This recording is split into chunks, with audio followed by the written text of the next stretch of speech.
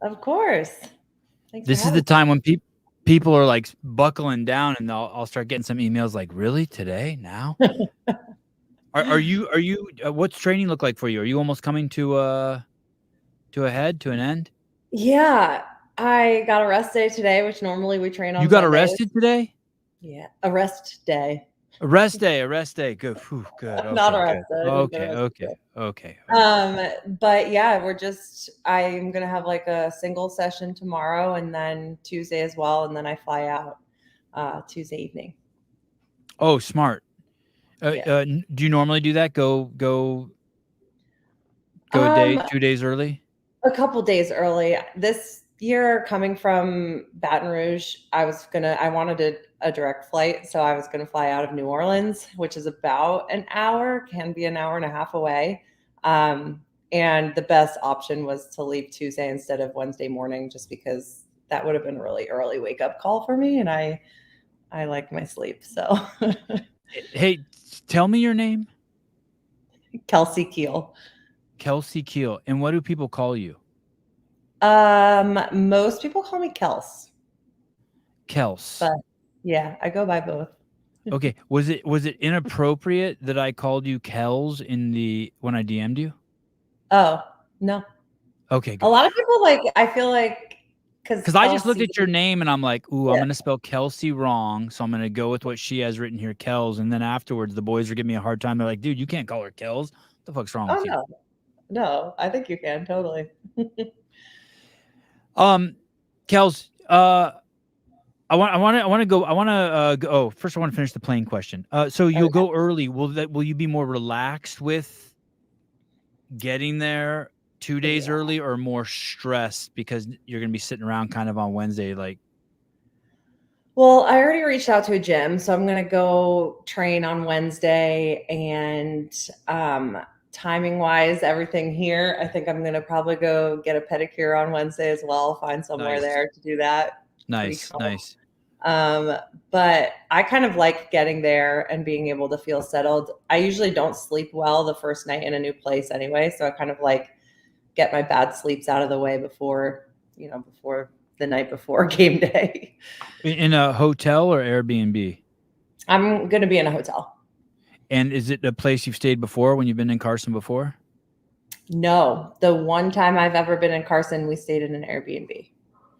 And are you excited to go back there to Carson? I am. Yeah, I'm really excited. I'm also like, I can't totally remember, like, because it was 2016, I don't remember like every single detail of it. I have like flashes of different events and that kind of thing, but the fact that it's all on the tennis stadium, I think it's going to be pretty epic.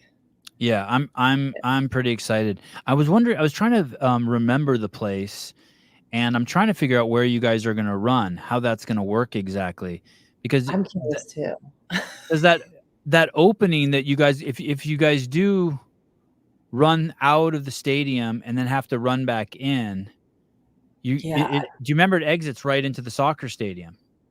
Yeah. Eh, So I was wondering if they're going to make us run the burn, how we used to like, remember how in those events on the soccer field, you used to like do that whole burn run and it was kind of like a well known run. You might not like that idea, but I love that idea. I mean, honestly, I don't hate it. You don't, because the stairs were cool. Yeah, I feel like it was just kind of like, and they keep saying like an iconic blah blah blah blah blah, and I don't know. I just feel like that's kind of iconic. What do you know? Like, what has CrossFit sent you? Like, what is? Do you know anything? Like, do you know, like, on Thursday if you have an athlete briefing, or Oh what do yeah, you know? You have a schedule like that? yeah. We got a few emails. I have like a scheduled time for my actual check in, and then a briefing that evening. And do you know the schedule of events already? Just the one that CrossFit posted. And I guess there was a mix up with like some soccer game, the MLS Oh, game. So our individual event on the first event on Saturday, I guess, is at 8 a.m. instead of 9 a.m., which, you know, and I heard that also. It was moved up an hour. And I'm asking you like you work for CrossFit, and are the semifinals set up the same way next week too? It's one workout, two workouts, and three workouts. I think so. Yeah. And did you watch the European gals get at it? Yeah, I watched some of it. Yeah. And what's your takeaway from that? Do you have any strong feelings Um, or things you spotted? You're like, I'm not fucking that up like that. I was just so impressed. They're all just so fit that it's always hard to compare like your time in training versus the time out on the floor anyway, but it's been fun to watch kind of and compare times and just see like different strategies and that kind of thing. Um, I will say like it was cool to watch like that final event and how many girls went unbroken on their muscle ups and what those 70-pound dumbbells were doing for some of them. So it was, take it all with a grain of salt because I can only give what I have. So, but it was fun to watch. And definitely like we had some questions answered, like the handstand walk. We weren't sure like what you're going to have to do unbroken or not unbroken. And then that legless event kind of changed a little bit and that kind of thing. So, What are your thoughts? I want to tell you a story that there's two times. The first time I ever heard about you, you're not going to like this. I had just I walked into the stadium. I don't follow teams, and I walked yeah. into the stadium in Madison, and I was watching you walk. I think all the teams had finished, and you were still out on the floor doing handstand walks. And I was like, Yeah. "Oh shit, who's that?" And that's the first time I heard your name. That's Kelsey Kiel. Is this your first? Well, first of all, can you tell me what happened there? And then, is this your first time going upside down in front of a crowd again?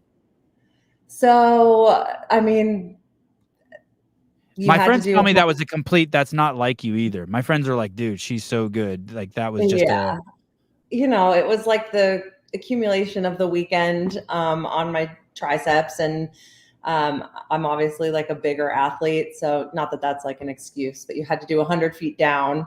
And then as a team, you also had to do 100 feet back. So it was 200 total, and each 100 had to be unbroken. Um, and I made the first 100 and I made about 90 feet and just my arms just totally gave out. And then the whole team has to go back. No, luckily it's just the one person has to go back. But like at that point, it's like now I have to wait because it's another 100 feet. So it's not like you can just go back to the last line.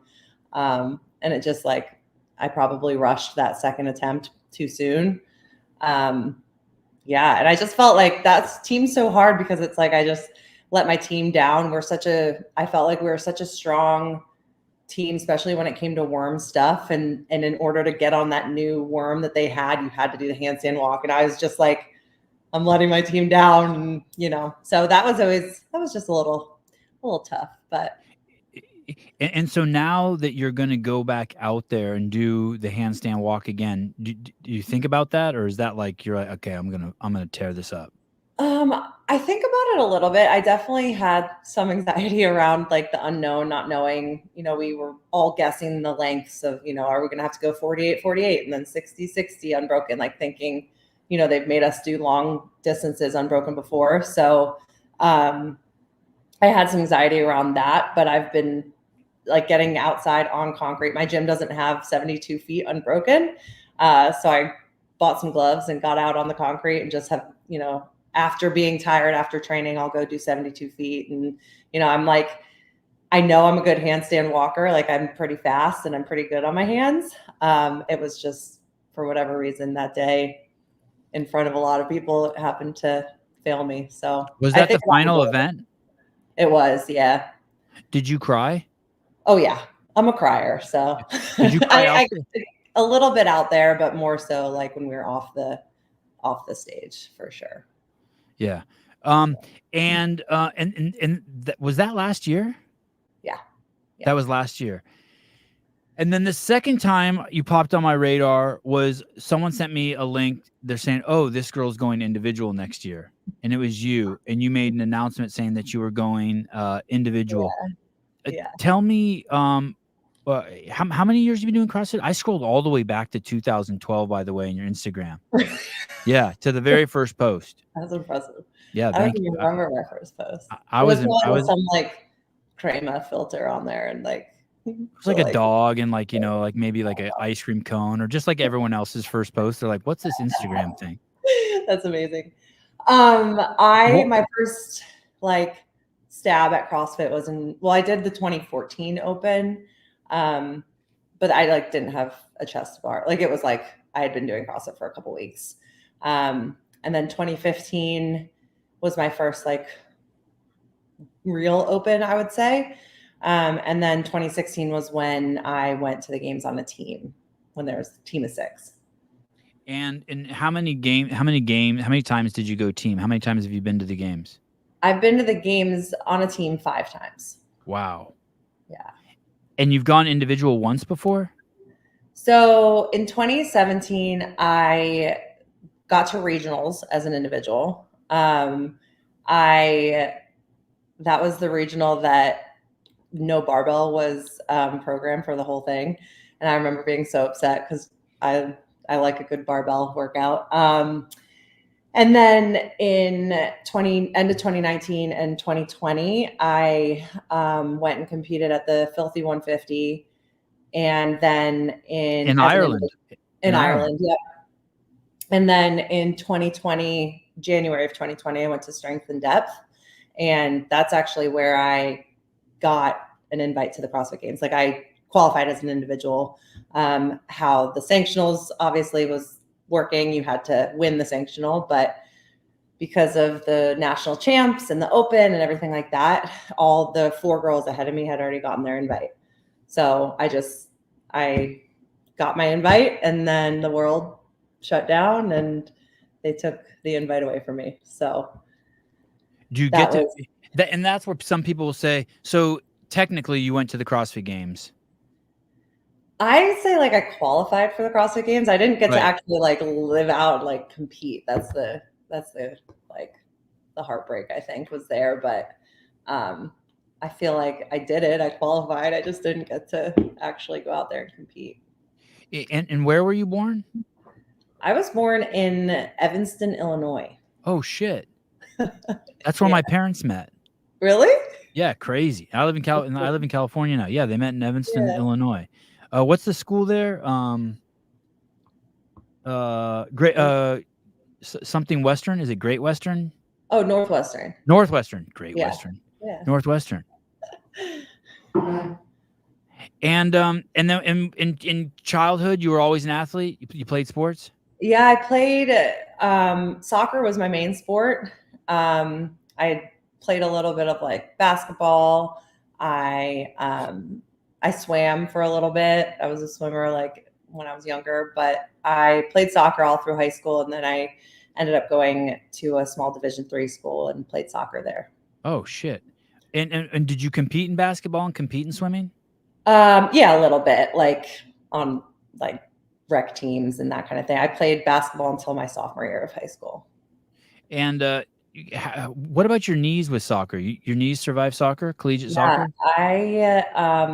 The only injury I ever had with soccer was right after I graduated, actually. Like I twisted ankles, pulled muscles and that kind of thing. But it was after college. I was coaching soccer and I was playing in like a pickup league, and a girl ankle chopped me and I broke my ankle.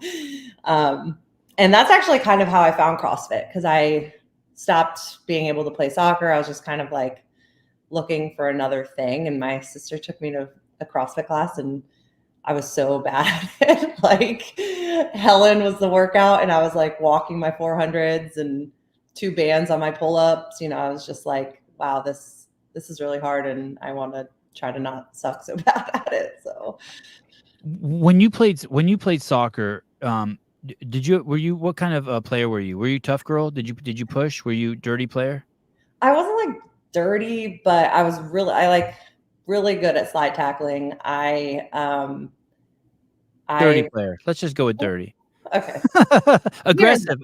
You were aggressive. I didn't have a lot of like red cards or anything. I think I only got like 2 in my career.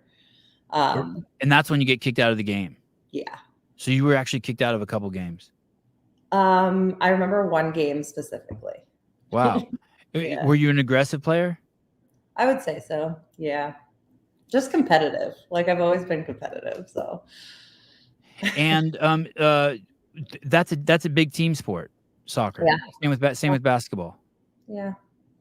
And so in you ever get in a fight on the soccer field? You ever like push a girl or a girl push you? A girl pushed me once and actually ended up spitting on me. It was a Wow. weird moment, but I didn't retaliate. Wow. Yeah. Spitting's that's a tough insult. Yeah. And then how did your sister find it? My sister is in the Navy and she was stationed over in Africa, and they did nothing but go to work, go to CrossFit, and that's kind of how she got introduced to it. So when she came back from being deployed, that was kind of like right when I was getting back into working out a little bit, and she was like, just come to this class with me. And I went, and the rest is history. And was that in Evanston, Illinois? No, so I only lived there until I was about 8 years old, and then I moved to a suburb of Philadelphia.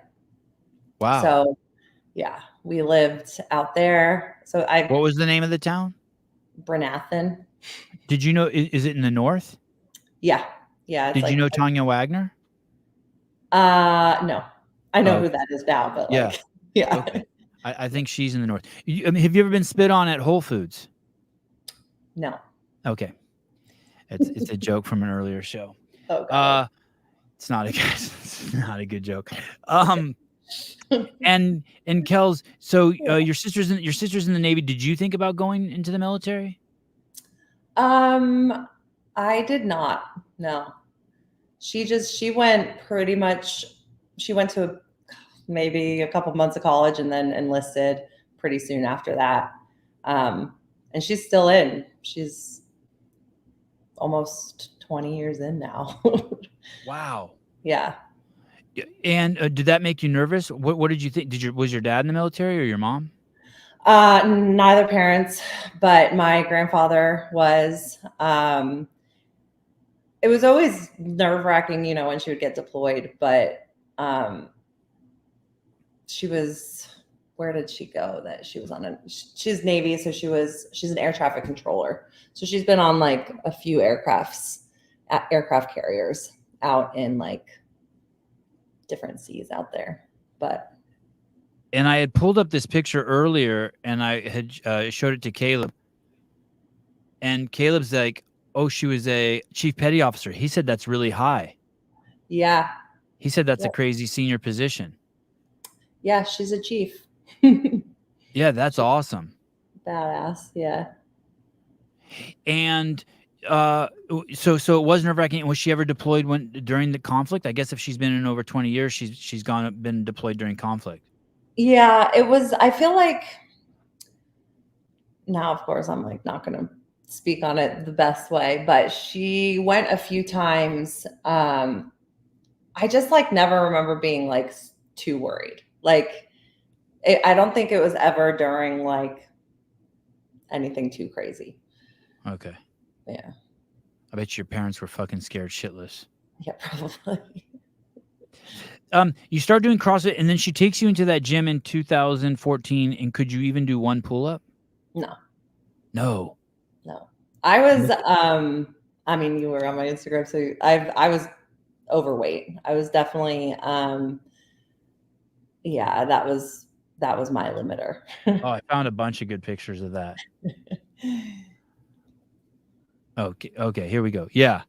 Yeah. How much did you weigh there? What was the most you ever weighed? I remember seeing 209 on the scale once. 209. And what did you think when you saw that? Did you think it was heavy at the time? Oh yeah. I definitely, so in like 2015, that open, that first workout that we had to do a bunch of CrossFit, and then you got to max your clean and jerk. I did really well on the clean and jerk. And I remember like, oh my gosh, if they're going to like ask us, like people were speculating if there was a tie, they're going to go off body weight or something crazy like that. And I was dreading them doing that because I knew that I was, like upwards of 195. Yeah. Look, someone's saying, listen, look at this. Sevi, don't go off the rails. Kels can be a show regular that Danielle could have been. Listen, Danielle's a show regular. We're just in a small little tiff. We're just fighting a little. We're just all good friends fight, right? You have any friends you got in a fight with, and then you got your friends with still? Of course. Yeah, we're just in a little tiff. I'm 5'7.5". I'm 5'5". People are asking my height. And I'm 5'5.5". I'm 5'4.5". Don't look down there. Don't let them steal the show from me. They're dying to talk to you. Everyone wants to talk to you. So you don't have a first pull-up, and so it's kind of crazy. It's kind of crazy to me. Did you think when you went in there in 2014 that you would do it competitively, or were you just like, hey, I'm just going to do this to get in shape? No. Yeah, it definitely sparked the competitive side of me again a little bit because I was so bad that I was just like watching these people do their pull-ups and their running and all that. And I was just like, wow, I don't want to be that. I want to be better. But like even in 2015, even when I did well in that lift in the open, I was still like, oh, maybe if I can figure out the CrossFit side of it, I can maybe make regionals. Like that was like a maybe kind of thing. And then I changed gyms and I kind of like put myself around people that were just significantly better than me. And that's when like towards the end of the summer in 2015 and into the 2016 season, it just kind of like, it was an overdrive just around people that were so much better than me that I had to get better. And yeah, that was a wild season. Had you ever done a pull-up in your life? I feel like when we would be like in the off season with soccer, we would like try to do pull-ups, but it probably assisted. And when you went in there and pull-ups would come in the workout in the affiliate, how would you do them? Would you use bands or jumping? Put bands? Yeah. I remember using like probably two of the thickest ones on that first workout. Just like no pulling strength. And did you think that, hey, did you ever think that you were going to get one? Did you ever like, oh, I'm going to get one of these one day? Or was it like, there's no fucking way. This is just, I'm a band girl for life. That day was like just the worst because I was just like dying. But one thing that I know I am is I can be a little bit obsessed. And I knew that I was like, I don't want to be that bad again. And I remember doing Helen like not too long, into like my journey after that first day and like ripping my hand because I did like regular hipping pull-ups and I was just like, I'm in the club because I have a ripped hand, I could feel myself getting obsessed with it. Did you work then? Did you have a job? And what did you do back then in 2014 or 15? So in 2014 and 15, I worked for I studied marketing in college. And so I started working for this small business in Philadelphia. She owned this furniture supply company and she also did the marketing for her husband's law firm. So she hired me and I was helping her with her like marketing, her social media marketing. And then that was kind of like when I found CrossFit and started getting like more serious about it. I worked then after that job, I worked for Urban Outfitters at their headquarters in Philadelphia. Doing marketing also? I was actually a buying operations coordinator. So I was kind of on their like buying team, just writing a lot of purchase orders and sitting at a computer and just doing that. And then after that I wasn't there for too long. I actually worked for Wodify for a little bit. Oh, okay. Yeah. And that was when I was training also with the team to go team that year. So that was like 2016. Hey, is Philly a shithole? How bad is Philly? Like my experience is, go ahead. It's like acquired taste. Like I love it because it's like my people, and you have to kind of understand how Philly people are. Yeah. But it can be like certain parts are not great. When the two places I've been where I'm like, fuck, is this even the United States? Is Baltimore and Philadelphia. What I'm parts? like, yo, I don't even know. I've just flown in there a few times and hung out a little bit. I'm like, what Yeah, happened here? yeah. There's some spots that are like, we're not going to go over there, but Yeah, uh, people don't talk about those cities very often. Like you always hear about like the tough places being like Chicago or LA, but Baltimore and Philly, there's yeah, some rough spots, right? yeah, Poor, like really poor. Like yeah, really, really poor. yeah. There's definitely, yeah, there's some spots. But there's also oh wait no it's not a shithole, only certain parts. Where she's at, it's a 7 out of 10. Oh, Philadelphia. Yeah, it's funny. is Philly's not where the bridge went down recently, right? That was Baltimore. That was Baltimore. Baltimore, where the boat crashed into the bridge. Yeah. And sorry if I missed this. Where are you? You're in Philly still? You're outside of Philly still? Is that where you're living now, or? So I am in Baton Rouge, Louisiana. Oh, okay, I think maybe you said that. Yeah. And how did you end up there? Did you chase a boy there? I chased Elle Oh, here. So Elle oh, lives here. okay.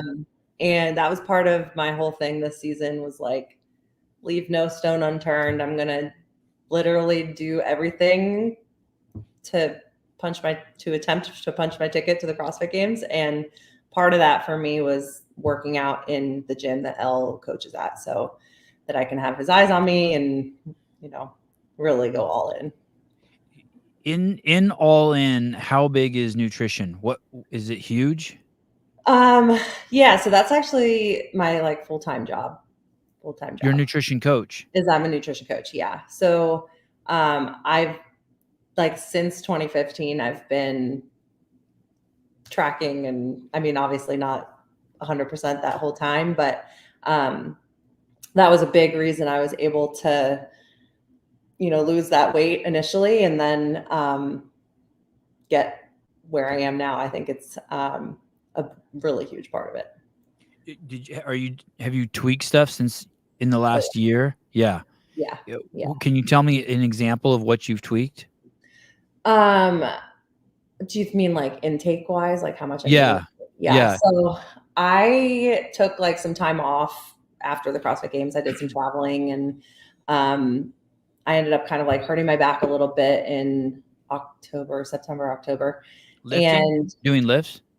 I was actually doing a tall box jump, Oh, whipped my leg around, and it just like something happened. So I just okay. had to kind of take it easy for a little bit. But right after that, when I was started training a little bit more heavily again, I did a little bit of a cut because, I'm not being as strict for probably 2 months. I did some really cool traveling and eating whatever and enjoying myself. And then, so I went through a little bit of a cut until probably like right before Wadapalooza. A cut is just like basically eat what you normally eat, but just reduce the quantity. Yeah, we just took my calories down a little bit. A lot of the same foods, but when I am cutting, when I have clients that are cutting, we talk about like eating volume. So you're just eating more and for not as many calories. But then once I hit Wadapalooza, it was pretty much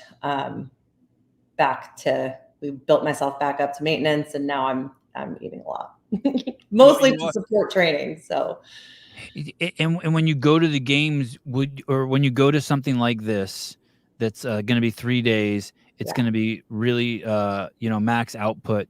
Will you stay the course with your eating, or is there like contingency plans? Like if I feel hungry, do this or change the yeah, times or yeah, for sure. What's really cool is with Black Iron, the company that I work for, we have like performance nutrition coaches. So people that are like solely focused on working with athletes and getting them fueled for performance and that kind of thing. And we did a mock semifinal weekend. And when we did that, I also did a mock like food semifinal weekend. I'm going to be in a hotel. So even though I was staying in my house, I limited everything that I was eating to stuff that I would be eating in Carson in a hotel room, that kind of thing. And we were able to, I was not trying to follow a specific set number of macros. I was eating when I was hungry. I was, listening to my body and seeing like timing wise, like how soon before certain events and that kind of thing. And then I'm going to work pretty closely with my coach to just kind of like dial that all in when it comes game time. Does Black Iron do athletes besides CrossFit athletes? Oh yeah. And are you guys a special breed? Are you guys different than, are athletes all different? I mean, obviously I'm guessing like guys who are on bikes are way different. Yeah. But compared to like, basketball, football, track and field, are you guys even significantly different than them? You have your own. I would say it's just so dependent on the actual just individual, no matter what sport they're doing. Mm-hmm.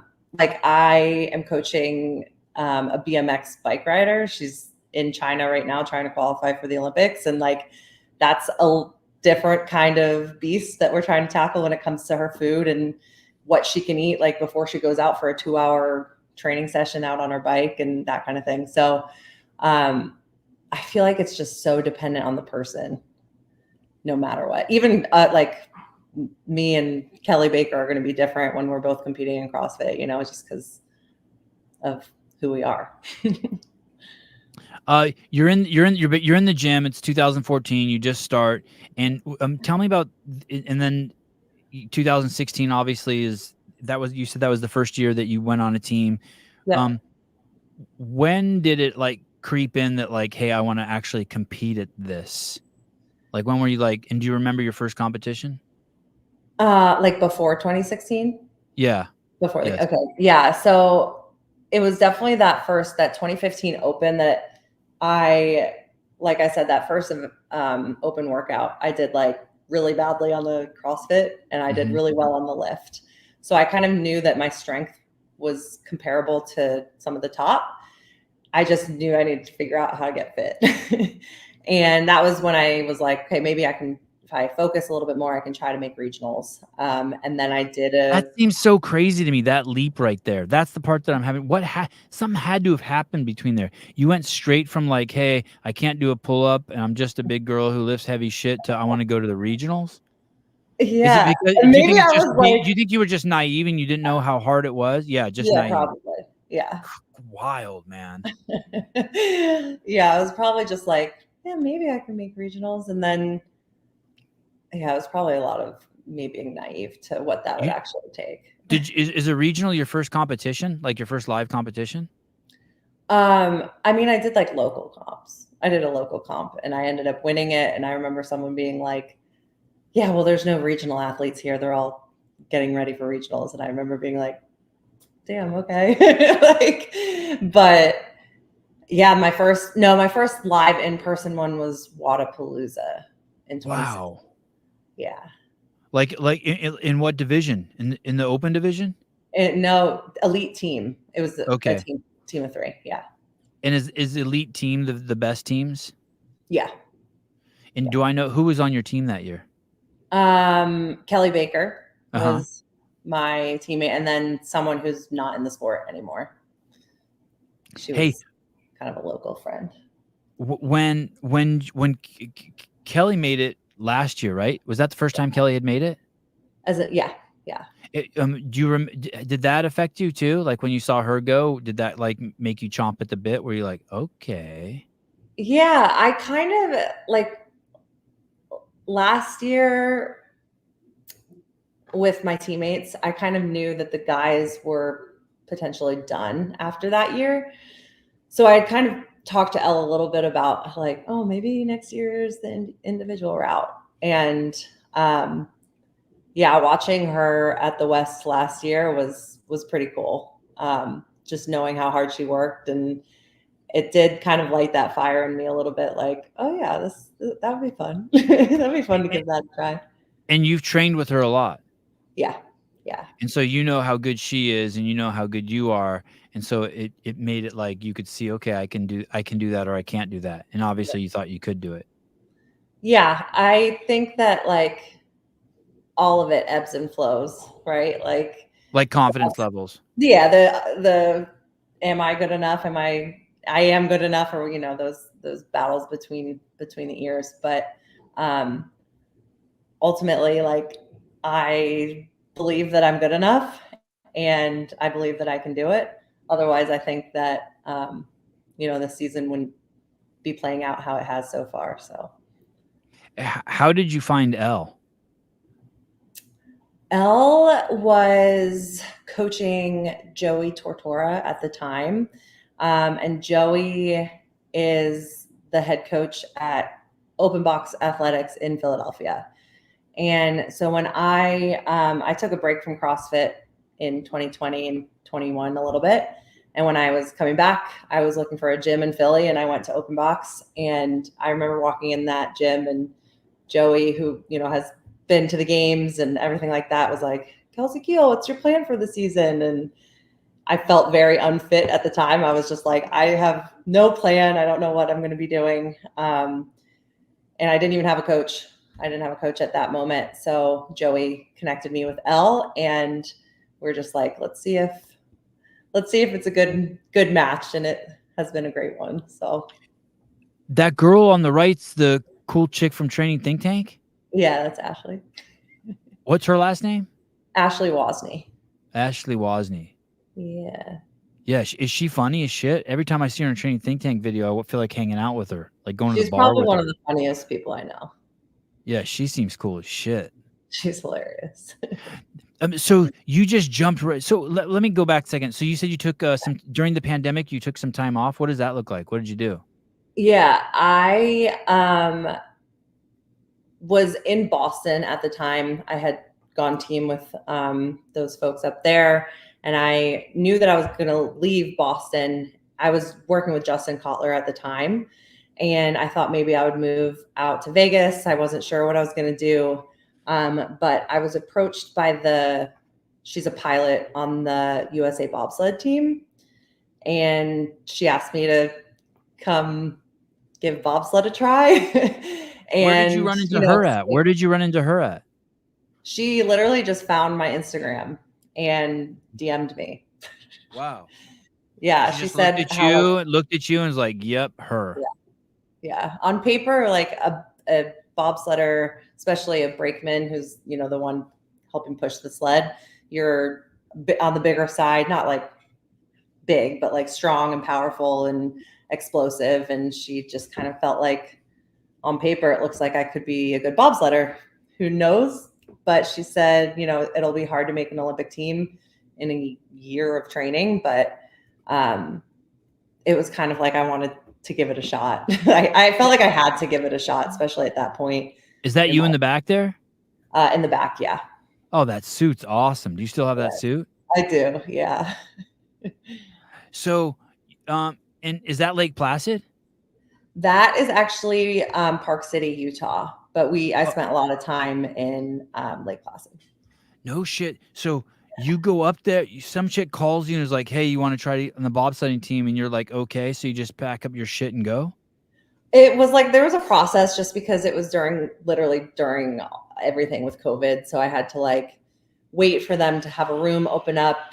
And then when the room was opened up, I could go up there, and I had to quarantine for a week. And there was a whole process. But went up to Lake Placid and gave it a shot. And you'd never been in a bobsled? I had never been in a bobsled, and you had never even watched bobsledding? I had barely even watched bobsledding. This is crazy. I'm like, I don't even know what. Yeah, that's me. That's Lake Placid. Damn. Yeah, so that's me in the back. You push, pilot hops in, you hop in, and you say some prayers. Yeah. Did you ever crash in the bobsled? I was in a crash. Yeah, they always say that you're not a real bobsledder until you get in a crash.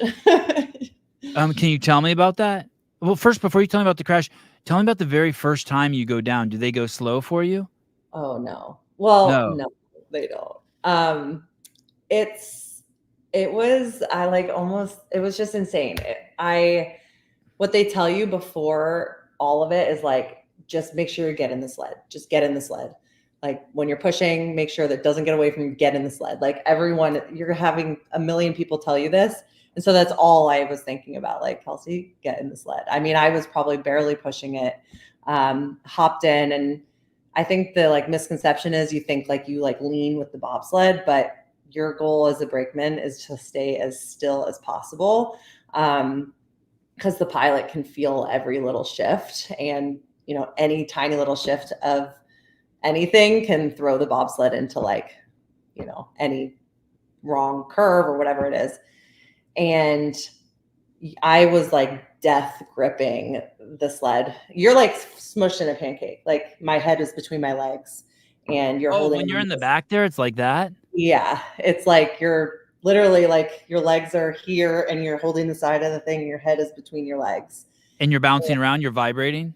Yeah. You're like trying to get as wide against like the sled as possible and your legs also. And then if you hit the G-force, you feel yourself kind of like down even further, like it pushes you down. They always say like when you feel that G-force pressure, that's when if like your hand's in a bad spot, you can kind of like adjust because then the pilot won't feel it. But any other time you're meant to like just stay as still as possible. And then you get to the bottom and the pilot, when you've been bobsledding long enough and you know the tracks, the brakeman can like know when they're at the bottom and then they'll pull the brakes. Like they know the curves just without like totally blind. My first time, the pilot starts cheering when she gets to the bottom, which was my sign I sit up and I move my hands to the brakes and I pull the brakes as hard as possible. Like she screams, "Yeah, we did it," or "Fuck yeah," or something. Oh, yeah. and so, holy shit, God! And how long is the run? It's so fast. Like less than a minute. Yeah. Yep. If the ice is like slow, it'll like be in the ones, and also depends on the track and that kind of thing. I would jump in the back and right away be like, "Oh shit, my ear itches." Like every time, I'd be like, "Oh I have an itch on my stomach," or it would be just torment Late for me. Placid was tough. Like it was inevitable unless you were like the best in the world. You're gonna hit different, like turns and that kind of thing. And if the bobsled hits as a brakeman, you're like jostled and you're just trying to and I had like bruises all up my hips and it was wild. and tell me about your crash. So there's different in Lake Placid, there's different starts. So you can go from the top or there's different starts for different levels of pilots. And I was going with someone from start 2. So it's a little bit lower down. There's not that like runway to push. You just kind of get in the sled and you go. And they prep you for a crash no matter what. So before I even ever went down a bobsled, like what to do if you do crash. And the biggest thing is you stay in the sled. You don't want to get out of the sled because there's always a low point on every track. And eventually the sled's going to settle at low point and then they get you out. But if you're out of the sled, you never know, because if it goes up, then it has to come back down. So there's just a lot of obviously danger involved. And so we crashed, and under our sliding suits, we have burn vests because if a shoulder or anything hits the ice, you're going to get burned. And that's a protective layer. And I remember we just flipped, my head's down. So all of a sudden it just gets really loud because everything's on its side and the ice is hitting. And my one arm actually came off. And so I remember having to go over and just hold on to the frame of the sled, inside as much as possible. And my pilot, we settled up here and she's like, "Don't get out there," reminded me not to get out. And my knee was pressing against the brakes. And so I had a pretty bad bruise, a contusion on my knee from that. But then we settled at low point, and it was mostly the adrenaline and that part that was we were all just People have died in bobsledding accidents, right? Yeah. And neither of you got thrown out? Nope. And can you get thrown out? Yeah. And did you ever find out what happened? Why you guys did crash? Yeah, she was a newer pilot and she took a turn and probably either over or understeered it a little bit, and then you're going so fast it just flipped. Is there video of it? She probably got video of it. I never saw the video of the crash. They have like the cameras, but yeah, like little security cameras just yeah. all up and down the tunnels. Yeah. And how fast were you going? Do you know? We were probably in the 70 mph zone. Crazy, dude. Yeah, the fastest I ever went was like 80 something. And why did you stop doing bobsled? So in like 2021, you go back. We trained all summer. You're just back. Like I was in Philly. I had hired the University of Pennsylvania track and field coach to try to teach me to be more powerful and a better sprinter and that kind of thing. And so I worked all summer to try to be as good of a push athlete as I could. And then you go up to Lake Placid. It was like end of July, I think, for what they call push championships. And you go and you push the sled as fast and as good as you can, and you get ranked based. And there's like differences of like a thousandth of a second between some of these girls. It's also hard. Are they all powerful, crazy girls? Like you look around, you're like, my God, are you part fucking horse? Just legs everywhere. Some of them, yeah. Just and a legs lot of and them ass are everywhere. ex-track athletes, Yeah. so they're like used to the sprinting and the pushing and that kind of thing.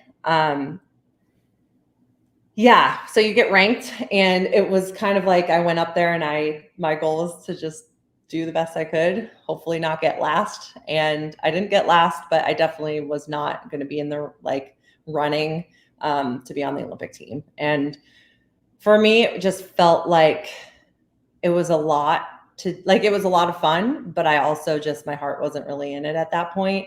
A lot of prior Olympians came out. It was Olympic year. So, if you still got it, might as well come out and make another Olympic team. And for the women's side, the bobsledders, you have 2-man. So the pilot and the push athlete, and then you just have a pilot, a monobob is what it's called. Whereas the men's side have 4-man. So you're fighting there's 2 pilots that go to the Olympics, and they each have a brakeman, and then there's an alternate. So I was fighting for a spot of one of 3, and I wasn't good enough. What is the what's the time domain on that? Like for output? Oh, I was actually about to talk about this video because it's pretty cool. This gives you like the point of view of my pilot, Brittany, and then how I'm sitting in the sled. It's good find, Caleb. So they clean our spikes off, get the ice out of there, and then that's me. And it's the same sled every time? Each pilot has their own sled, yeah. So she goes, she hops in, I hop in like a couple steps after her. You slap that handle down? She does. Okay. Yeah. Yeah. I actually really enjoyed Park City's track. It was a little bit smoother. And it was the first time that I went down the track and actually knew where I was. Like I remembered the curves and remembered where. So you're sitting I'm literally holding the frame of the sled, and then she cheers, and I move my hands to pull the brakes eventually. And if you don't pull the brakes, what happens? Your pilot will get very mad at you because eventually you're going to go off the track, and you go on at Park City. There's like enough snow that you'll go, and then you get onto concrete, and you don't want to put your runners on concrete. So did you ever see that happen? Yeah, unfortunately. Not a lot, but it happened with the men's team. See, if you kept going straight, it's still snow, and then eventually you hit concrete. Damn. And then we hop out and we flip it and we get it off the ice so that the next person can go. The 2 of you carry that thing. So we flip it on its side, and then we kind of get it off that little side spot. There's probably words for this, but you kind of scoot it off. and then we flip it and then we get it onto the truck and it gets taken back to the top of the hill. It's a whole, I mean, when we would be at the track, you would maybe take 2-3 runs total. All day. Yeah. What do you do? So like you think of CrossFit with like practicing reps and reps and Yeah. reps, and you don't get that as a bobsledder. You now in Lake Placid they have an ice house which mimics it, and that's like where they'll do the push championships and that type of thing. But they didn't have that when I was practicing for the first time. So it was like the first time I ever pushed a sled and ran on ice. I was going down the hill. Damn. Yeah. And what's the time domain on that? It's just 15 seconds of just all out. The Like, sprint at the top. Yeah, like do you even get tired? It's like every track is different. It could be like 40 meters, maybe. Oh. So like it's like 5 to 8 seconds of just like you're going. So you never get tired. You never even have lactic acid buildup, nothing. No, it's just like for me, it was like you are super explosive. And then I was so scared when I got in the sled that I would like hold my breath. So by that, when I'm at the bottom of the hill, I'm super out of breath, but that's because I held your breath. Like I sprinted and then held my breath. Probably not the best way to do it anyway, but. And during this time you were up there, did you go to a CrossFit gym there? So we actually did, but as the bobsled team, like we went to CrossFit Lake Placid, I think, for like some of our training. So then after when I was first there and they like announced different teams, I was on the North America's Cup team, which is that picture the first picture you pulled up. And then when we were doing that, it was all self-funded. So you're like getting Airbnbs or you're getting your own flights and everything like that. And that's when we would drop into different CrossFit gyms. So really, so you had to pay all your own stuff while you're on the team? Yeah. Yeah. Unless you were on the national team, unless you were on like going overseas and that type of thing. Someone mentioned to me, this is strictly a rumor, that you have some of the biggest sponsorship deals in CrossFit. Do you think that that's true? Like, do you have just great sponsors? I absolutely love my sponsors. I don't know. Yeah. I have never heard like the biggest sponsorship deals, but I love my sponsorship deals. Who are your sponsors? I'm with Fleo, which is the clothing company. FLEO? FLEO, yes. Fleo. Yeah. And then do you have any other sponsors, or they're just your only sponsor? That's my clothing sponsor. I'm with Rad for shoes. Okay. I'm with did they just pick up Danny Spiegel as a sponsor, do you know? They did not. They didn't. Okay, because I saw her post shoes and there was all this speculation that she was with them. I think that my like guess is they're trying to just get their shoes on people who, of course, like get some brand awareness, and they have some really dope colors right now. So I don't blame them for like, I think it's going to look really cool on some of these semifinal floors, having those really cool colors out there. But I've never heard of a Fleo. Really? How long have they been your sponsor? Can I see their website? Do they sell boys' clothes too? They don't. Okay. Well, that makes sense. There we go. Yeah. I've been with them probably officially since 2020, I would say. I think I like got my first pair of Fleo shorts though in like 2017. And so and what do you have to do to get it? Do you have a good agent? I do have a good agent. Yeah. Who's your agent? Snorri. Oh, of course, the best, the only good agent. I hear. I love him. I hear he's the only good agent. He's the best. Yeah, I saw a picture on your Instagram of you and Snorri and Sarah Sigmund's daughter. Yeah, that was the first time I ever met him. That was at the Filthy 150 back in 2019. So he's been your agent forever. Yeah, I worked with him. I think I started with him like a little bit after this. And then we didn't work together that much when I was a bobsledder. That it was just kind of a hard, obviously, like it was just a tough thing for me as like to try to get sponsors as a bobsledder. It was just like, it didn't totally work, I guess. And then when I came back to the sport in 2021, I actually just reached out to him, curious if he had any recommendations of like any agents that had openings, because I, was coming back to the sport, and he, I don't know, he was the best. He was just like, I'll take you back. Oh, awesome. Yeah. Yeah. Hey, so you walk into that gym in Philly, and the guy's name is Joey Schmeels, Joey Tortora. Joey Tortora, Yeah. and so he introduces you to L, Oh, yep. and you're right back in right away, and so you've been with him for 3 years. Yeah, we actually, it's been in November, this coming November, it'll be 3 years. And who was your coach before then? So right before, well, through the bobsled a little bit, I worked with Justin Kotler. Okay, that's right. Okay, that's right. Yeah, You said that. when I qualified at Strength and Depth, that was kind of like him and I had just started talking back and forth a little bit, because I had reached out to him and he said, go to London, go do your thing.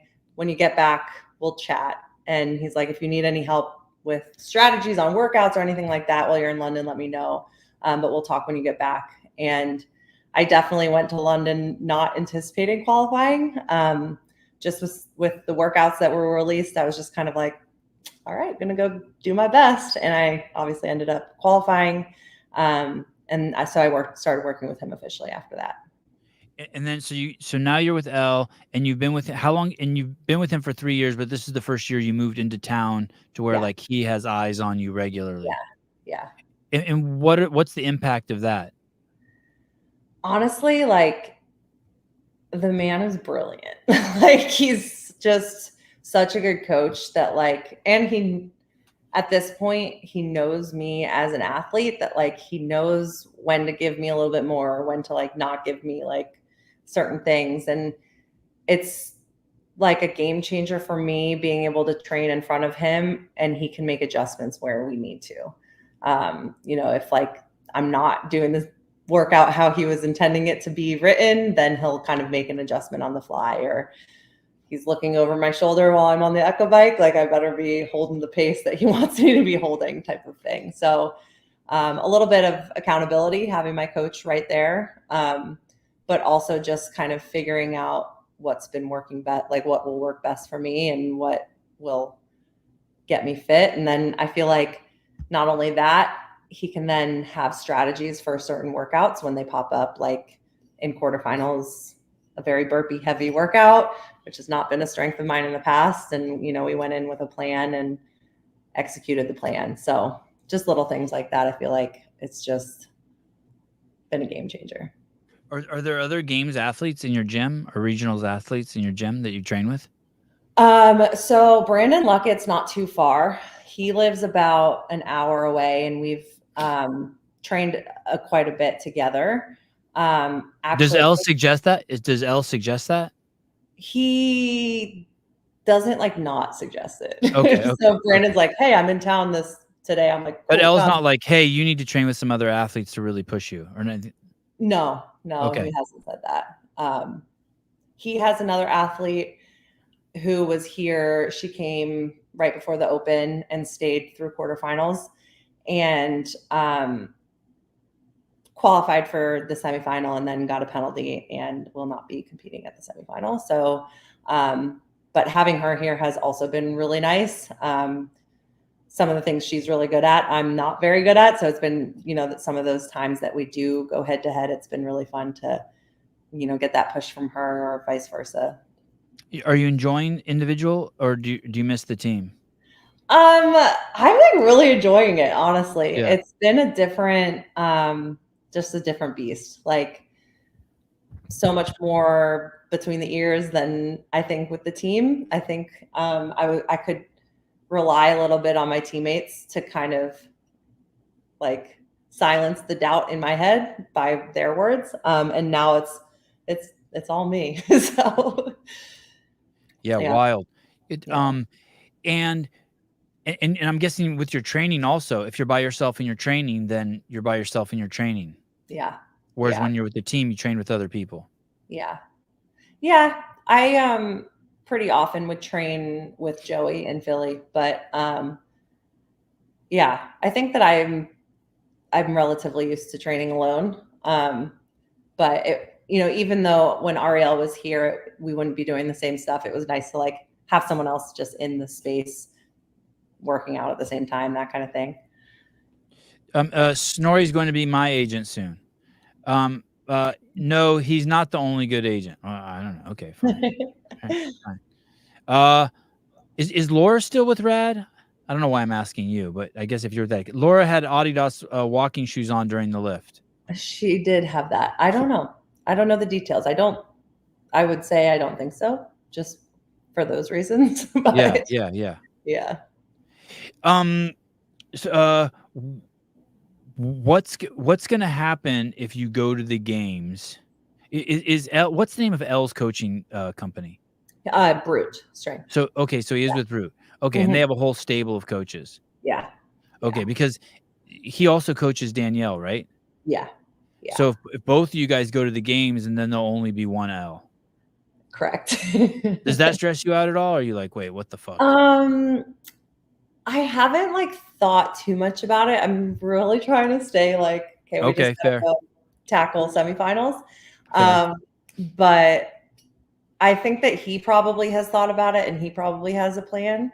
The owner of Go CrossFit here in Baton Rouge she works really closely with Elle, and I've developed a really strong relationship with her. So I could see her stepping in and also helping when it comes to coaching me and that type of thing. But I'm sure he's thought about it. Okay, yeah. Fuck you. It's L's problem. Don't ask me that question again. All right, got it. Tell me about semifinals and the penalties.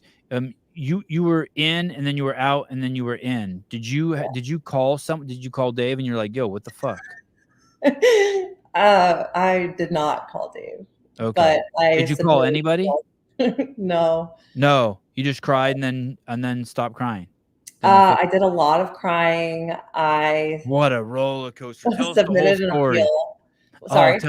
Tell us the whole story. What a fucking roller coaster. Yeah, it was wild. I like ended quarterfinals, obviously, like really fired up. I'm a bad bitch. I'm good. I'm like, I handled that burpee workout. You were 8th in the world after like just before the penalties? In the West. Okay. Yeah.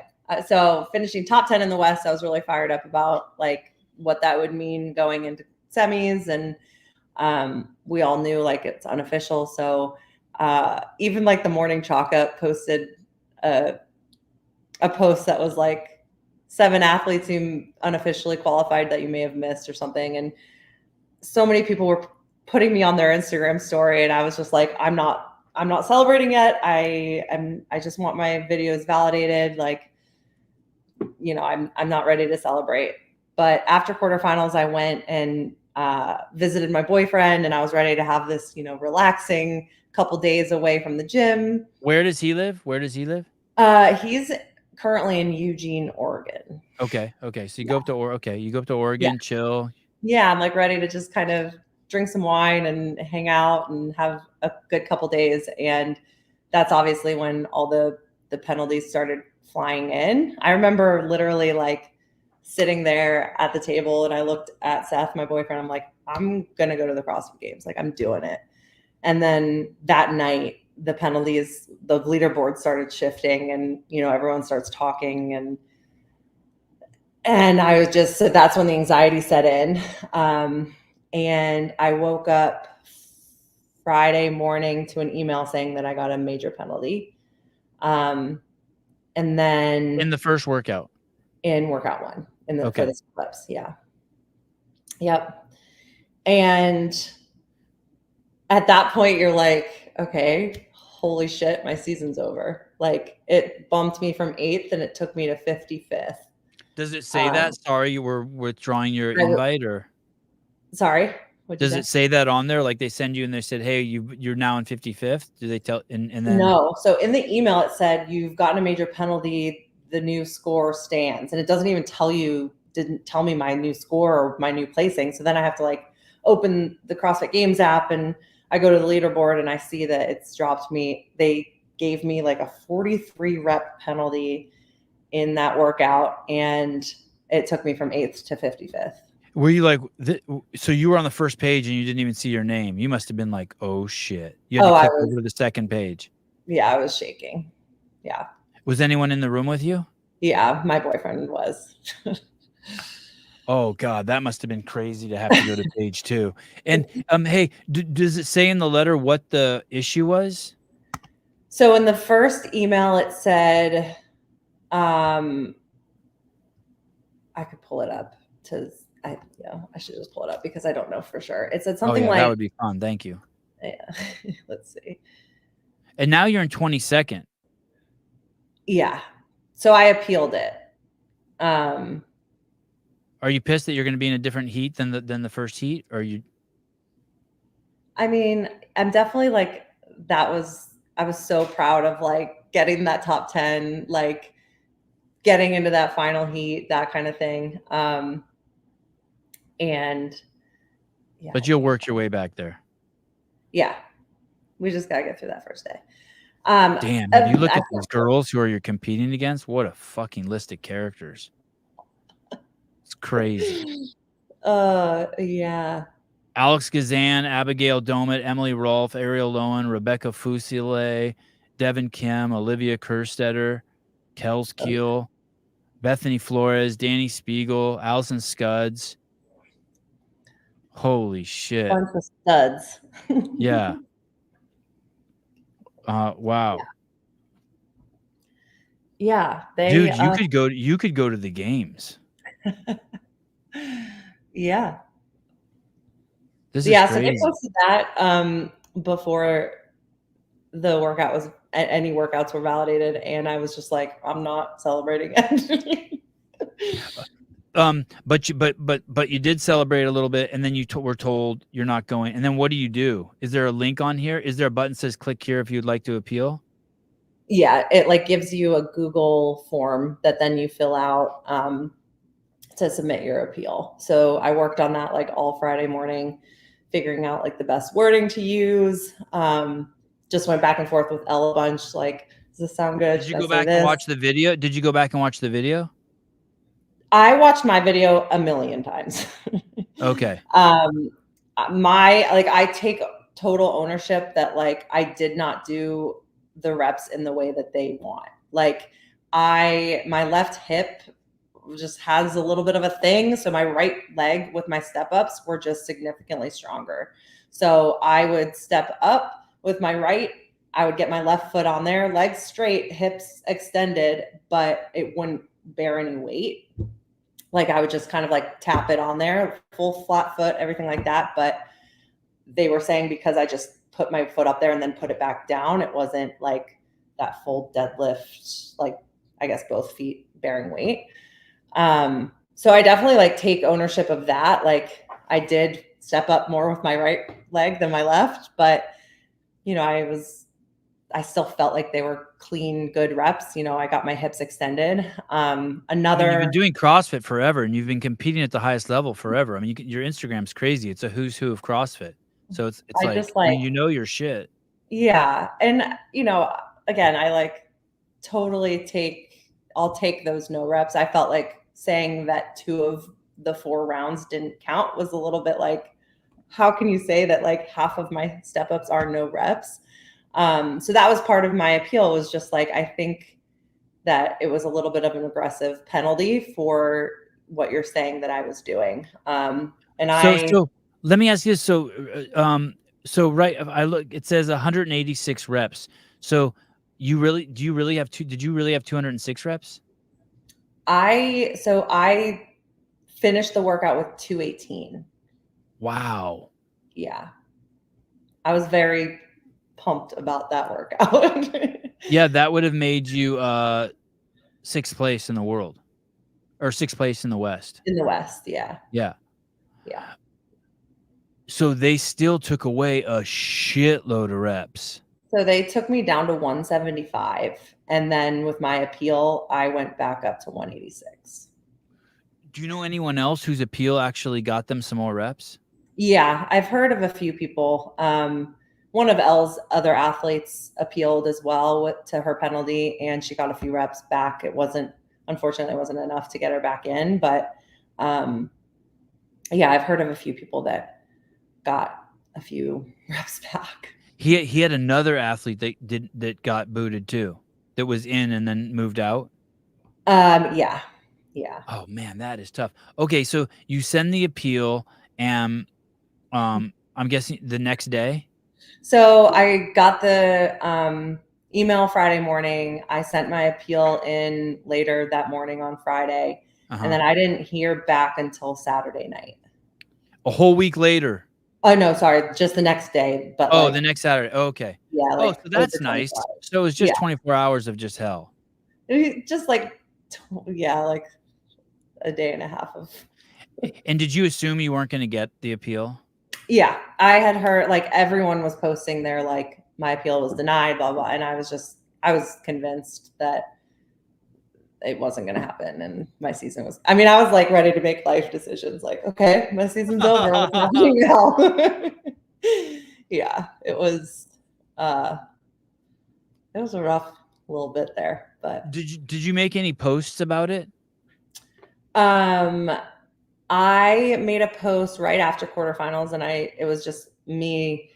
I redid the gymnastics workout on Monday, and I did better, and I was really pumped up about that, being like, that was another workout I was a little bit nervous for. And at the end of the workout, I looked at the time and I was smiling because I knew that I had done better. So I posted that video and I said, it's unofficial, but we're smiling. And then I don't think I posted again until like everything was finalized. Like, I didn't post about CrossFit again. So you didn't make a post saying shit. I put up on a story to my close friends that, because I was getting a lot of questions. People were like, I see you're in 50 Fit. Like, I didn't want to, like, I was just very anxious, and I was very, like, just in a rough place that I made a post and I said, like, to my story, and I just said, we'll see if I submitted an appeal. We'll see what happens. I promised that I was trying to do my reps as clean and as good as possible, and that type of thing. So, and then so the email comes back. Did you say Saturday evening? Saturday evening, yeah. And you see it in your inbox?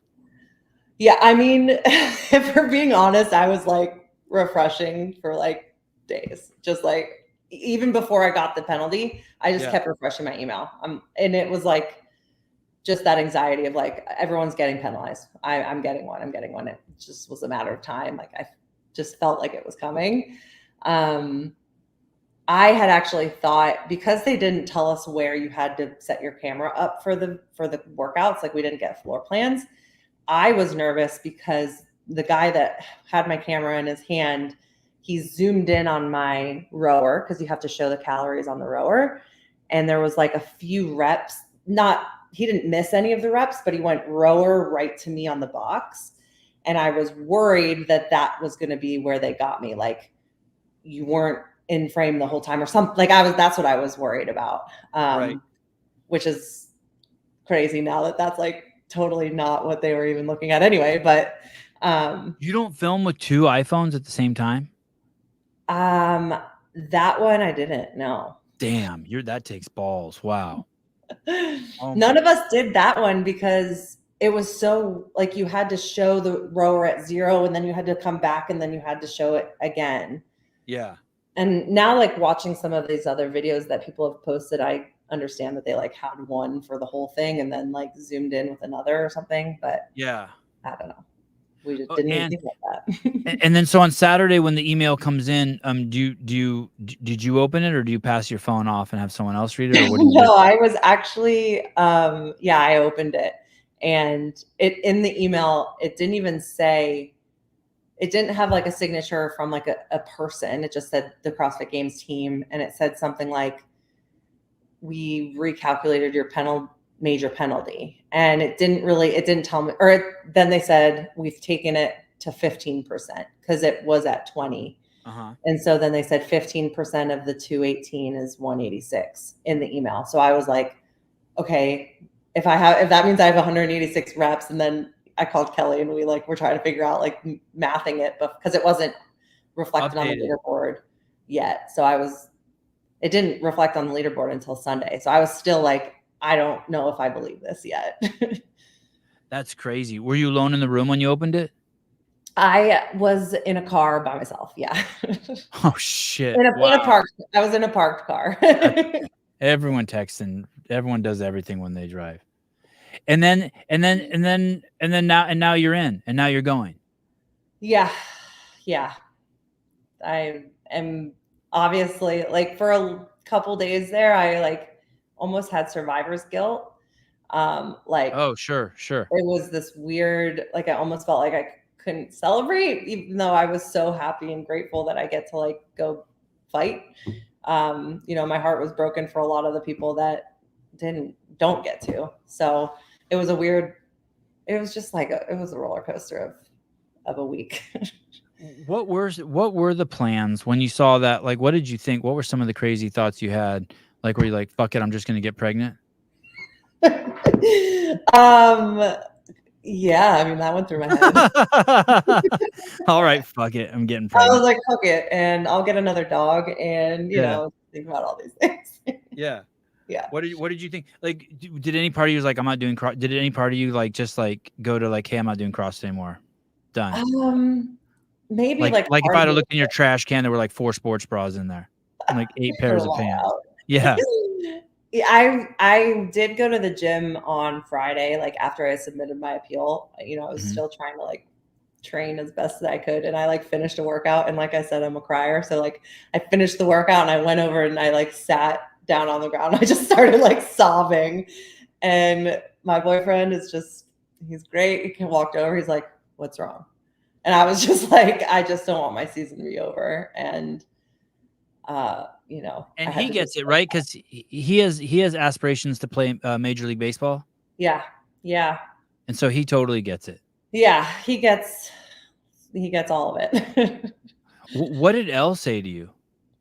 When I got the initial penalty, I texted it to him and he said, fuck. And then I said, okay, we got to start writing this appeal. And I think obviously he's with Brute. So I think he probably conferred with some of the coaches on like what people are saying in their appeals and the best way to go about it. And, I asked him like, do I apologize or blah, blah, blah. And he's like, hold on, let me confer. Like, so we went back and forth a lot.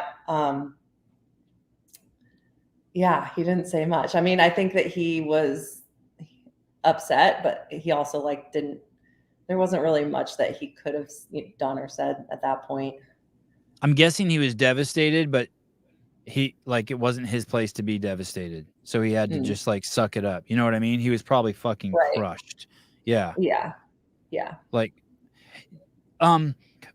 your last year when you were at the games and you were on the team, did you walk around there like you kind of own the place? You've been there enough. You felt comfortable. Like, I don't mean that in a negative way at all, but did you feel like, okay, this is my home? I like fully belong. You felt like you belong there. I definitely like going back. I felt like, oh yeah, I remember this. Like, I remember the first time being there, like, this is terrifying. Like all of, the lining up and the corralling, and you're walking to the Coliseum and you're going over all the people walking. It's just like so overwhelming. And I did feel like last year it was a little bit like, oh yeah, I kind of remember this. I remember how it happens, where we set up our stuff, where we sit, blah, blah, blah. And that kind of like helped with some of that comfortability when you're there, but it was still, nerve wracking. Yeah. So sorry, I didn't get to. What were your plans? Sorry, we didn't even finish that. What did you? Is there any plan in specific where you were like, when you didn't make it, you're like, oh, okay, when I thought my season was over? Yeah. Well, I knew that I have like my car and my dog and a whole bedroom full of stuff here in Baton Rouge.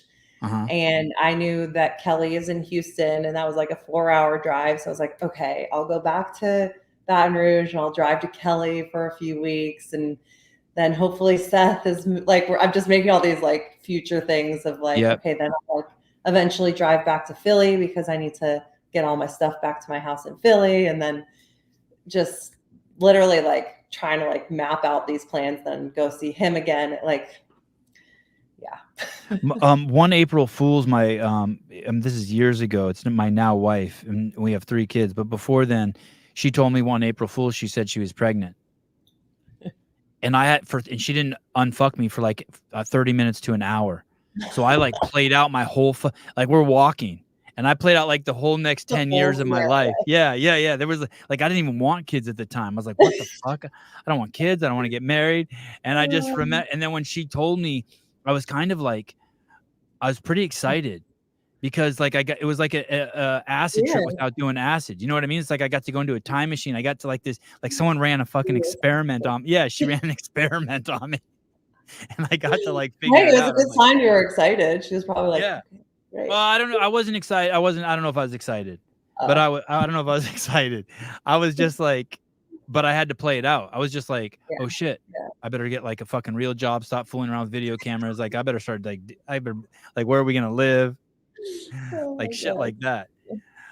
Yeah. Wow. Okay. Now do you have any plans? So now you're like just in the moment. You're just like, I gotta go. You're not thinking about anything except I gotta go there and fucking just burn this fucker down. Just die out on the floor. Yeah. And you're ready to do that? Yeah. Do you want to do it? I do. I want yeah. Yeah, that's cool. Yeah, it was hard when like we got those workouts early. Mm-hmm. I think it was like 8 days early. And I feel like it was 8 more days of like, okay, these are the workouts that I'm going to have to go demolish in order to punch my ticket. Which I feel like almost there was a quarterfinals craziness of actually competing in quarterfinals. And then there was the brief come down, and then there was the penalty, and then there was the workouts being released. And then it was just like, oh my gosh. Just a lot there for a little bit, but you've been doing this for 10 years. Are there rumors of leaks every year? Like as far back as you could remember, is there always like, oh, so and so got it, or oh, I heard it was this? Like, is there a long history of that? I feel like I remember it happening last year, but I don't remember after that. You don't remember before that, like maybe like 4 or 5 years ago, or no. And maybe I wasn't like in the know well enough, but also like I feel like social media wasn't as big. I mean, it was still big, but like it's different now. I don't know. I don't remember leaks and stuff happening. Andrew wants to say something to you. He wants to say you're welcome for the workouts, for the added anxiety. For the stress. Thank you. Hey, Thank you're a good sport. I saw that. I can't remember the exact details, but I remember Pedro from Coffee Pods and Wads poked fun at you, and then I forget how you responded, but you handled it like other people would have handled it differently. What do you remember the details of that? Yeah, we actually just talked about that when I was on his podcast. Joe, what did he write again? He did like a fake news about the Wodapalooza leaderboard because I did awful in the online qualifier, like really bad, and I was like in the open division, and he was like really excited to see Kelsey in the open division, and she just announced she's going individual, and I was like, I promise I'll be fitter by then. So what about you makes it so that you can take that with a grain of salt? What do you think that is about you? That's a good question. I feel like at that point I had, like I said, I had taken some time off. I had done some like really cool traveling, and I knew that like I think it's important for athletes to take time after the games. Like I really wanted to do the Rogue qualifier, but I knew that I was just not in the right headspace, and my body was not ready to do like a really grueling qualifier. And so I didn't do it. And then I went to Alaska, and I went to South Africa, and I did some really cool things. And then I came back, and that was when I had that great tall box jump that I hurt my back. And then, the next week was the Wodapalooza qualifier. And I was just like, damn, I really want to do Wodapalooza as an individual. I know I'm not in the I'm not fit right now, but I, will give it a shot. And because you never know where you're going to fall on the leaderboard. So I gave it a shot. We did workouts once. We didn't redo anything.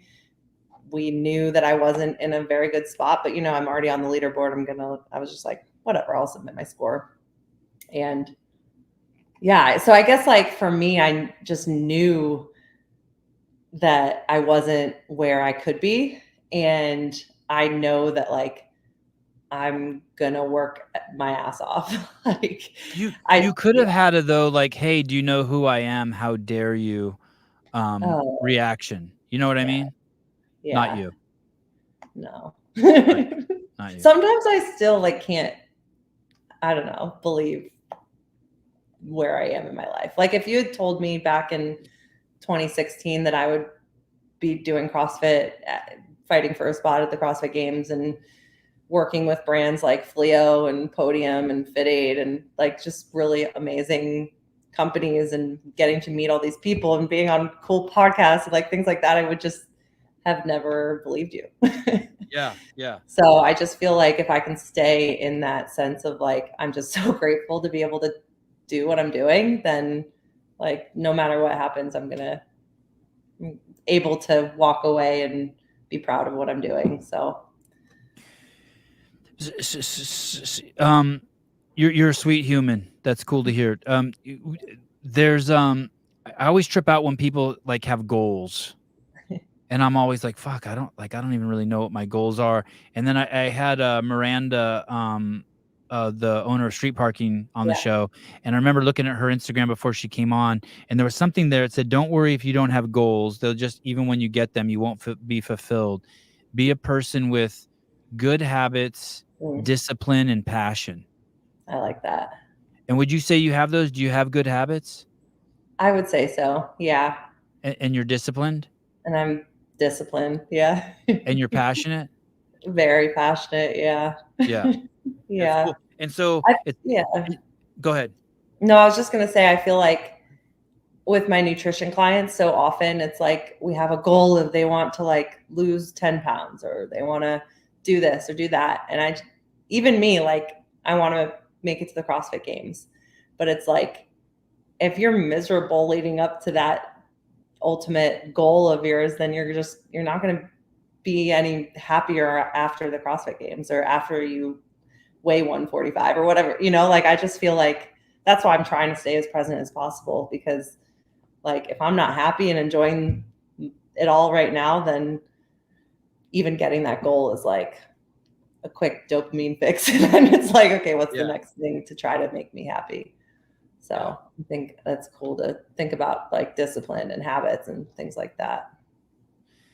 Great to meet you. I can't wait to see you in person in Carson and to film with Yes. you. I'm coming down there. A bunch of us are coming down there. We're gonna do the behind the scenes. I'm pumped, man. Thanks for coming on. I know this is last minute, and a lot of people don't do media last minute. I really appreciate it. No, this is fun. Thanks for having me. Cool. All right, girl. I'll see you in a few days down in Yeah. Los Angeles. Oh my gosh, so soon. All right. Safe travels. All right. Thanks. You too. Bye. Bye. Kiels. What? Close. Very close. Kills. Kels? Kels. There you go. Kels Kills. Damn, I even wrote it down like how I was supposed to say it. Fuck, she's cool. Pedro texted me before I came on saying she's cool as shit. I didn't think she's gonna be that cool. She's hella cool. Yeah, she's great. Wow. Not very many people are just gonna jump into bobsled randomly for the hell of it. I hope she what's this mean, baddie? That mean is that like She's hot. oh. I hope she makes it to the games. Yeah, wouldn't it be sick? Well, I'm just for totally selfish reasons because she seems like she's gonna be so fun to like film and talk to. Just hang out with in the warm-up area. Yeah. Get good interviews from her, mic her up, all that shit. Yeah, that'd be sick. All right. I'm fasting today, and I've been just drinking so much fucking water that I the whole entire podcast I had to pee like a racehorse. That sounds horrible.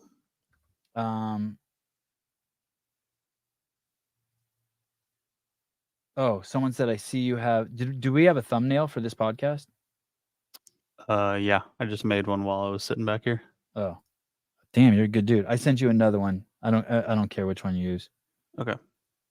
This dude Brad is crushing. For the clip page or these thumbnails? The thumbnails. The clip page guy, I don't even give. I need to pay attention. I don't even go over there and look at the clips channel. I probably should. He's probably. Oh, that one's good too.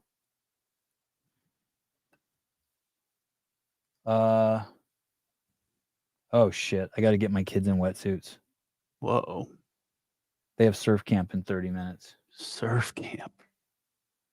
It's just like it's just one day. Dang, it's late in the day. Yeah.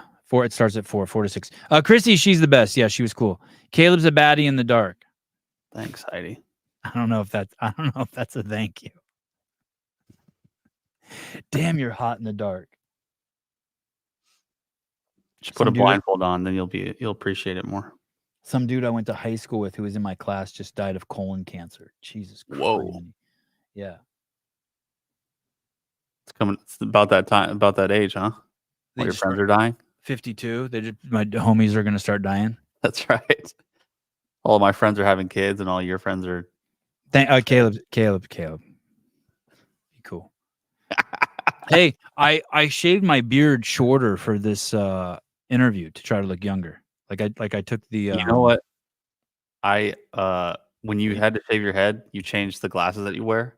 Yeah. And that I correlated that when you first started doing the podcast again. Mm-hmm. And then I just remember like you look younger that way. Oh, with these like grandpa glasses? For what I just correlated from being 4 years ago. I didn't think anyone even noticed. You're the first person who's said anything to me. Sevan, did you get your prostate checked? Once. I got it checked once. I don't know if I'm doing it again. I had to get a fucking second opinion. So that, you know what that means? Another guy's got to stick his finger up your butt. Yep. Yep. Very cool. Very chill. Who doesn't want to stick their finger in my ass? All right. I should check the number of likes on my post. I'm up from 4.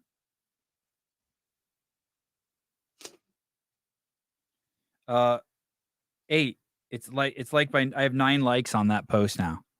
It says it's liked by someone named CrossFit Chief Nation and 8 others. Really? How can that be? There's no way that's true. Somebody looked at it earlier and it was like at 180 something. No, that was the post I think before it or something. What's it say on your phone? 242.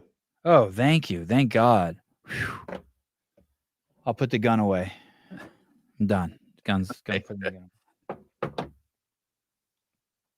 I have this just in case anyone fucking walks in my office while I'm doing the fucking show. Like you. Is that what you? Yeah. Hey. Fuck you think you're doing in here? All right. I'm gone. Mary Mansour, I'm gone for like 5 days. Came back to see Sevi with the shaved head. Lice. Someone in the comments wrote, is that lice dust in your hair? What the fuck is lice dust? I don't have lice dust. It's just dead skin. Has Sevi ever shot a gun? Every night. Lice, Mary. Thank you. Keep everyone up to date. All right. Tomorrow morning we have an assemblyman on from California. One of the guys who Dave went to the Capitol with to announce it as like CrossFit Day or something. I look like cool. Steve Jobs. He was Lebanese. I think his mom was Armenian. Do the boys still have lice? No, they can't. How can they have lice? They don't have any hair.